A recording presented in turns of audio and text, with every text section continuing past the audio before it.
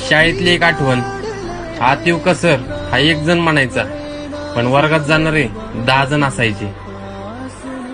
गेले ते दिवस, राहिले फक्त आठवणी. शाळेत असताना अभ्यास पूर्ण नसायचा. त्यावेळेस एकच फेमस डायलॉग असायचा, तो म्हणजे अभ्यास पूर्ण आहे सर, पण वही घरी राहिली.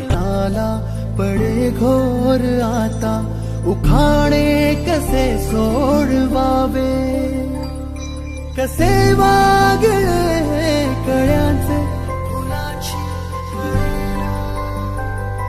कधी वाढले हे दुरावे, कळे ना जुरे बाग आता सुनी सुनी सारी का कळे ना